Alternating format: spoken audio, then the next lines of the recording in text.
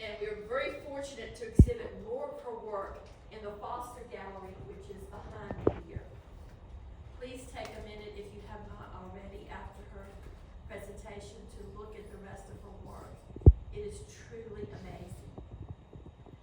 Looking at Lily's artwork, the skill and beauty in each piece, it amazes most people to know that she is just still a student, a senior at Community High School in Roanoke. She has a very diverse and impressive background in the arts as both a dancer and a visual artist. We're eager to see what else she accomplishes throughout her artistic career. And now I'm going to turn it over to Lily. Thank you.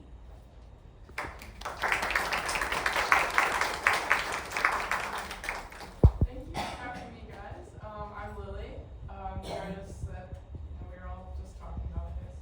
And when I was thinking of what I was going to present on, I was like, I'm very young, and I find that I don't really have a process in my art that I've strictly done, because I've just experienced so many different types of art and experimented a lot. So I decided that I was going to mostly focus on what types of art I've done, who are my influences, where art has been with me in all my life and every moment. So I'll usually start with this. I lived in Kuwait for a while until I was about 6 years old before I moved here. This is my grandma here. And ever since I was younger, my grandma was around with her art stuff, and she was always very inspired by the culture of Kuwait, and she had lots of communities there, and it was a very interesting place for me to grow up. I don't remember much, but what I do remember is pretty awesome. Another part of growing up is Cyprus. This is an island off of Greece. It's the north side is with Turkey, the south side is part of Greece. And that's also a place that I had spent some time when I was growing up, and where my grandma spent a lot of time growing up. And the reason I bring up my grandma a lot on the slide for her is she's had a lot of influence in art, influence even on my mom with art. And she's brought a lot of opportunities to me when it comes to art. And so even Cyprus has influenced some of my art as well. One of my paintings that I have in the gallery, that donkey painting behind us, that is influenced by the donkeys in Cyprus, and just, yeah. So I have a lot of inspirations there. This is my Margaret Golding Bosworth. She was an art teacher in Connecticut for a while. She was part of a lot of committees up there, and she's always been an amazing art teacher, inspired me with a lot of my art. I could see from when I was younger how different her art has changed. It's good to have a role model. And as you can see here, this is her in Cyprus with a few other artists doing still life. Most of her later work consist of watercolors and more ornate detail things, sometimes a lot of characters, lots of bright colors. And yeah, it's just a big inspiration for me. Most of my art journey really commenced around in middle school. Middle school is honestly the time where I was doing lots of arts. This is when I can get into my dance experience. I also started dance quite young, when I was around 3. Started that in Kuwait, and even continue to do that when I moved here. But along with my dance interest, I was very interested in art. And thankfully, with my mom's help, she connected me with Patricia Capral, who's an artist in Roanoke, who does her art at Left of Center Art Center. And from 6th grade, I was learning techniques on how to use graphite pencils, how to use watercolor, how to use oil pastels, dry pastels. I was learning all the mediums a great foundation with her on artworks, and she even introduced me to things like Scholastic's art program. Over here in this picture is me and Patty at Scholastic Arts, and I was able to, from a young age, have my work out there, have it looked at by a committee, and I guess judged and given awards, and I was able to see what other young artists are doing in our region, and that was pretty cool. I've worked with Patty up until from middle school to high school, so I'm still obviously very much in contact with her, and I definitely think you guys should look at her art. It's really some great stuff. It's inspiring. It's a lot of acrylic paintings. It's definitely influenced a lot of my artwork. So Pedro Sly, he's actually worked, right, you guys might recognize him. He's worked with you guys before. He was my dance teacher for a long time, and this is actually a painting that I was commissioned by him to make. That's him and his dance partner from a few years ago. But yeah, I was very, very up into the dance world, and he and Mark were very supportive of me. They made sure I could always put my art up at the studio if I wanted to, and they introduced me to your guys' gallery and introduced me to the expressions competitions or anything that you guys had going on. That's how I learned about you guys. And they even, if you don't know, Pedro's now in Scotland. They even took the painting with them and have it in their home there. So I was very honored. You did right there? Yes, that was the painting that I did. Yeah. And what was the name of what's Trish's last name? So I can search Krapral. it. It's Krapral.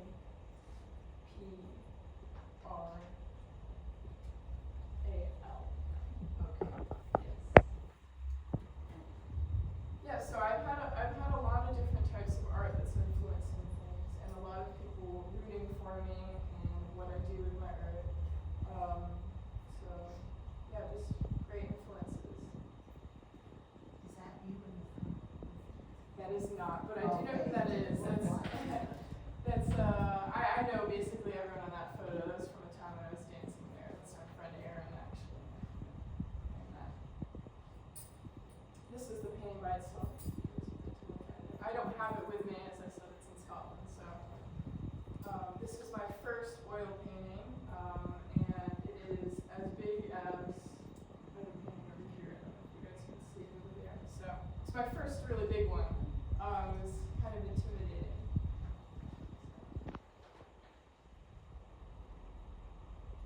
But I'm going to talk a little bit more with finding out what types of art I wanted to do.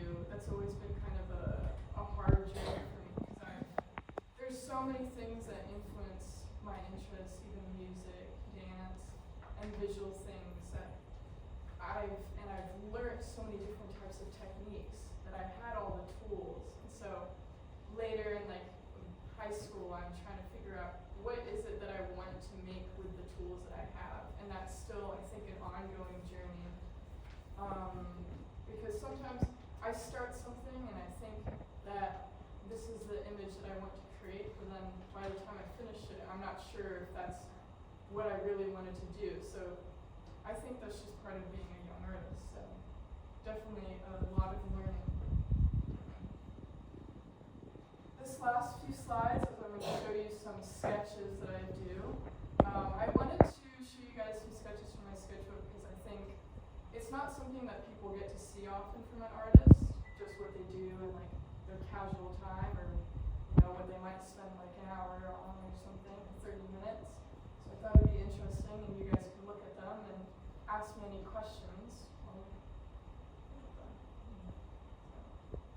A lot of these are either, I've done a few of these in museums to become sculptures, or from art books with paintings that I've tried to copy.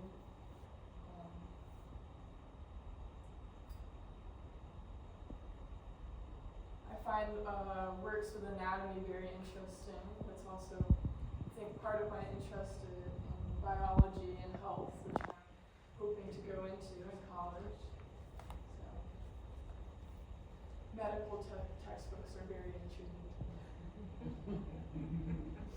I wish that medical jars were still a thing. Medical illustration has kind of turned more to digital art. I've tried digital art and I did not like it, so not for me.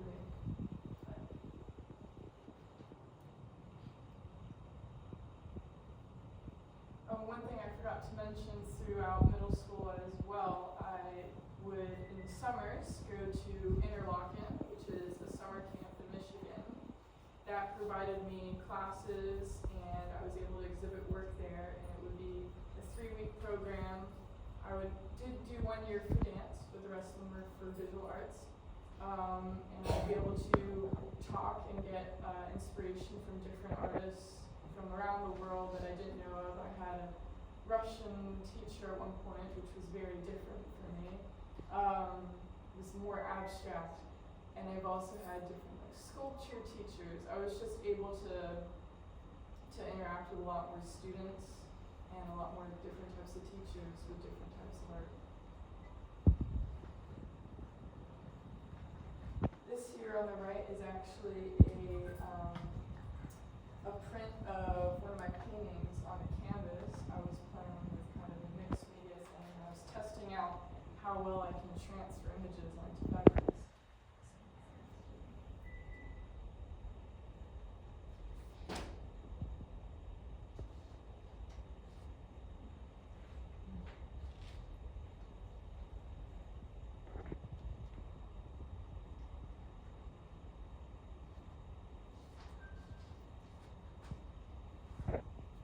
Do you have a favorite subject for most of your paintings? I know you do a lot of anatomy and a lot of animals, but do you have a favorite subject that you stick with most of the time?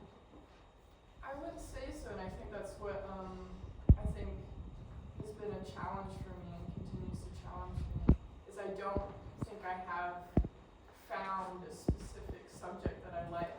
Or medium, either you just feel like to play with all the different types? When it comes to mediums, I would say that painting is definitely my favorite, with drawing being a second, because drawing I'm more comfortable with. I spend more time drawing, so that's something I'm easily able to produce something faster with just graphite pencils than with the painting. Painting takes longer, not as much instant gratification. So I'm gonna continue to try and paint more than anything, so I get more comfortable with it, to get to the same level as I do with drawing.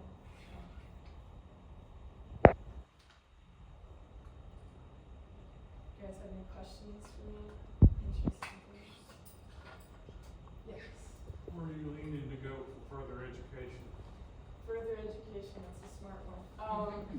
So I just graduated high school and I'm planning to go to William and Mary, which is in Williamsburg.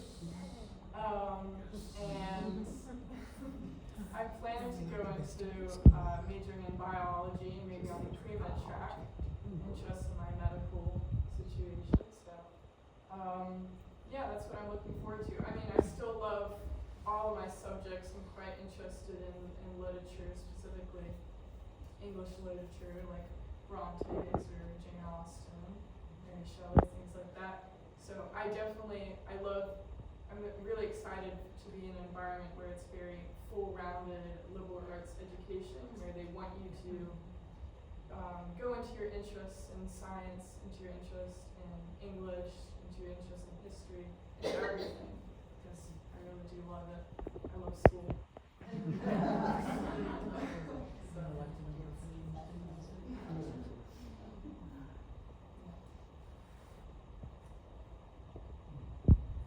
I'm just amazed at how long did it take you to create these faces that look like real faces? A lot of times my sketches actually go pretty fast, that I wish I could do my painting. So It's proportion and all, it's honestly all from my teachings with Patty. Patricia Capel really taught me how to look at things as shapes instead of the thing that you're trying to produce. Well, I Very noticed, analytical. I noticed the background, you have something with Dots. dots, and I guess that helps you with proportions. That can help. grids on my papers before I started drawing, because then you could isolate your vision to one small square. Or it gives you a line to relate the lines to something else.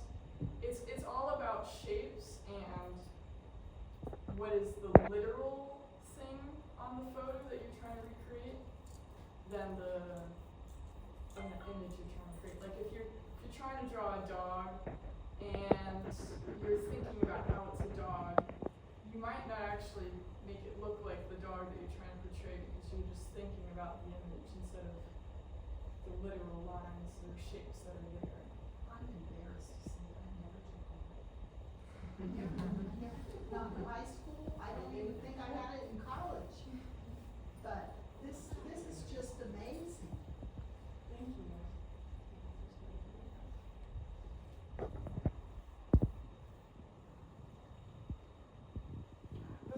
This one's definitely one of my favorites. I feel that I just really like shading and adding, so I really. Did that just come out of your head, or did you have a person that you were? No, unfortunately, I've never done real life models, but so this is actually from a classical book. It was like it's like a drawing book. So been gifted a few of those. So they teach you, or really it's just like writings on how to draw, and they just give you tips on how to draw anatomy and stuff like that. So I just give them the lessons in there. So.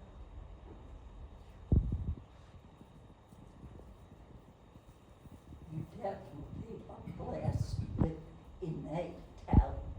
Thank you. Thank you. I try to keep my abilities broad though as well. I've done some sculptural work, as you guys have seen back there. I've not done much, but I do some ceramics.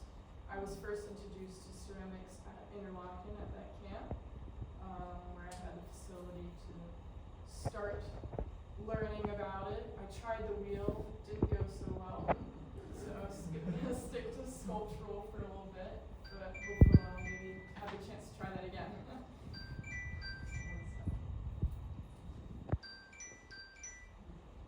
Yes. I loved so many of your pieces in there. I was very disappointed that none of them were available. Are you collecting all of your pieces, or are you trying to sell any at some point? So the selling issues in my brand is I don't know how to do this. that and I'm part of it is I don't know, should I keep this work? But I think recently I've been thinking actually I think I should start selling things. Why not? I'm growing such a big collection. This is not even all of my artwork. So I definitely think I should start doing that. So yeah, I'm planning to. If you don't have a place to display them, somebody else can treasure them instead of you. Yes, You know? I think it's a great thing. Yeah. Yeah, because you'll end up with too much, Too as I call much. it, stuff. It It's really not does. stuff, but yeah. I know what you mean. We have a lot of art storage in my house. You can have my grandma's art storage, and some my grandpa's art storage, and my mom's art storage. So it gets a lot. Yeah. So yeah, I think it's something I'm looking into. How many commissions have you done? You said you did. I've really only done that painting for Pedro, my dance teacher, and actually right now I'm working on one for family friends. So not done much. This one was pretty straightforward. It was very much just an image, just like recreated with like just painted. But this one that I'm working on right now is a little bit more conceptual and more reliant on me figuring out how it should go together. So it's a different kind of experience. Yeah, it was described to be, this family friend was asking for a very magical, mystical kind of forest with horses in it, but they're not very